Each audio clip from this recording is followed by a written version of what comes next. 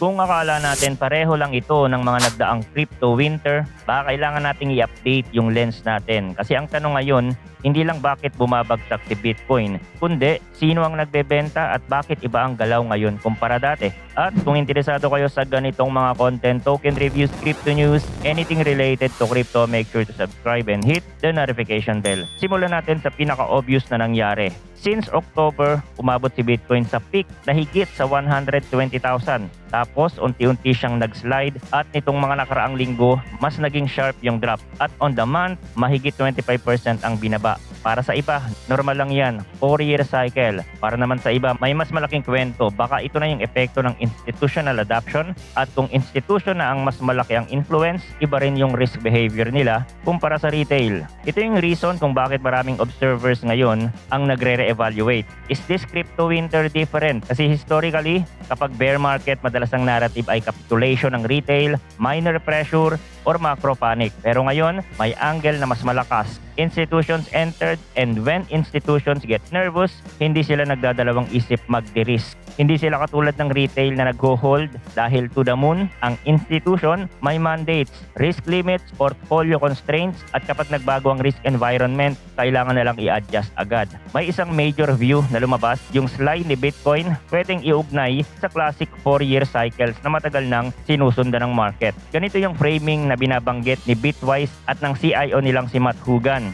na pwedeng parte pa rin ito ng cycle behavior. In short, pwedeng textbook pa rin ang galaw kung cycle framework ang baseline natin. Pero ang interesting, hindi lahat convinced na cycle lang. May angle na mas institutional ang pinanggagalingan. Kahit tumalawak ang adoption, hindi pa rin tinitingnan ng institution si Bitcoin as risk of asset. Ibig sabihin, kapag may stress sa market, hindi pa siya automatic na tinatakbuhan the same way na tinatakbuhan ng gold or certain government bonds. At kung hindi pa siya digital gold, sa mata ng malalaking pera, natural na sa downside sila mas mabilis magbawas. Dito pumapasok yung pananaw mula sa Federal Reserve side. Si Chris Waller, may point na yung euphoria around crypto na sumabay sa bagong administration ni Donald Trump is now fading. At kapag humupa ang euphoria, mag-a-adjust ang risk positioning ng mga pumasok mula mainstream finance. In simple terms, pumasok sila nung mas exciting ang narrative, pero nung nag-iba ang market tone, kailangan nilang i-rebalance, magbawas o mag-protect. Para mas madali nating makita yung difference ng institution versus retail, imagine ang retail madalas pumapasok sa crypto dahil gusto nila ng asymmetric returns. Hindi sila pumapasok para sa 11%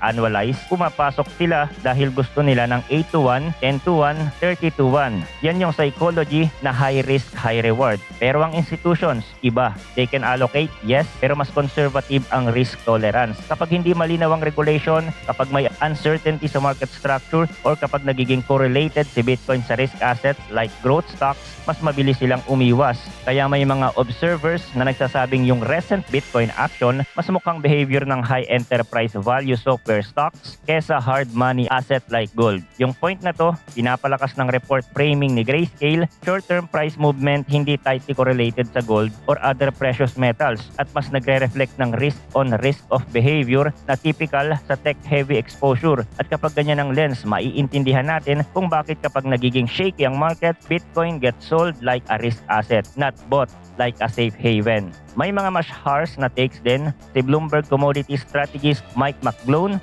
has been vocal na highly speculative pa rin si Bitcoin at hindi pa siya proven as digital gold. Whether you agree or not, yung ganitong narrative may effect sa institutional mindset. Kasi institutions don't just trade price, they trade perception, legitimacy, and regulatory stability. Kapag may respected voices na skeptical, mas nagiging conservative ang committee decisions nila. Pero hindi ibig sabihin ito tapos na si Bitcoin. May optimistic long-term view pa rin. The network can keep operating far beyond our lifetime and may retain real value across many economic outcomes. Ang core idea dito, short-term volatility doesn't automatically kill the long-term thesis. Pero para maging institutional grade na talagang sticky ang capital, kailangan ng regulatory clarity. At dito na tayo pupunta sa pinaka-critical na part ng buong story, regulation. Specifically yung Clarity Act. Kung gusto mong maintindihan bakit may insecurity ngayon, isipin mo na parang malaking intersection ng crypto market. Maraming sasakyan ang gustong dumaan, pero walang malinaw na traffic rules. Sa ganong setup, kahit gaano kaganda ang road, cautious ang mga driver, ganun din ang institutions. They want rules. They They want clarity, they want predictable enforcement. Yung Clarity Act under debate sa US Senate would overhaul how crypto is regulated, including kung ano ang mga agencies na mag-o-oversee ng rules for decentralized finance. Pero ang problema, na-stall siya for weeks. Bakit? Kasi nagbabanggaan ng crypto leaders and banking lobby sa issue ng stablecoin interest or yield. Para sa crypto platforms like Coinbase, stablecoin yield is a core business lever. Para sa banks, may fear na pwedeng mag-cause ng deposit flight at mag-create ng financial stability issues. So habang hindi sila nagkakasundo, hindi umuusad ang bill sa pace na gustong makita ng market. At kapag ang big market structure bill stalls, ang magiging signal nito sa mga institutions ay simple lang, uncertainty remains. Kaya may point si Waller na yung lack of passing clarity is putting people off. Kasi kung ikaw nga naman ay institutional allocator, hindi ka basta-basta magtatanong na will Bitcoin go up? Ang tatanungin mo, what's the regulatory risk? What's the compliance cost? What's the headline risk? What's the operational risk? At kung ang sagot dyan ay unclear, malamang smaller size lang or no size at all.